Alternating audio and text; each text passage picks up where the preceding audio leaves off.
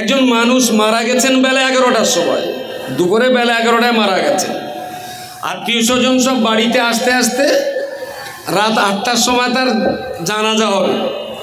তার মানে জোহর, আসর, মাগরিব, এশা উনি পৃথিবীতে আছেন কিন্তু 5 ওয়াক্ত এই 4 ওয়াক্ত নামাজ পড়েননি। উনি দুনিয়াতে আছেন, 4 ওয়াক্ত নামাজ পড়েননি, মারা গেছেন 10টায়, জানাজা হচ্ছে রাত 8টায়। এই 4 ওয়াক্ত নামাজ না পড়ার কি ওনার গোনা হবে? কেন হবে না? নামাজ তো পড়েনি, তো নামাজ তো পড়েননি, উনি দুনিয়ায় আছেন, গোনা? জি জি, নামাজ পড়ার হুকুম, ক্ষমতা নাই।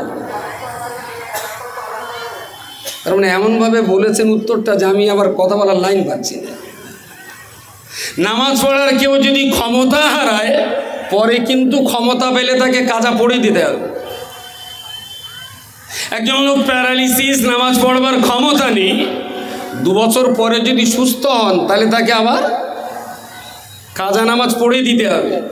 তাহলে ক্ষমতা নাই মানে এই মরা লোকটা ক্ষমতা পেলে কি পড়ে দেওয়া লাগবে?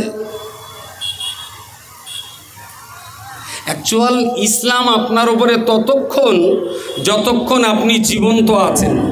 যেই আপনি মারা যাবেন, ইসলাম আপনার উপরে আর প্রযোজ্য নয়। আপনি বেঁচে থাকলে ইসলামের হুকুম আহকাম আপনার জন্য প্রযোজ্য। আপনি দুনিয়া থেকে ইন্তেকাল করলেন, তার মানে ইসলামের আর কোনো হুকুম আপনার উপরে প্রযোজ্য নেই।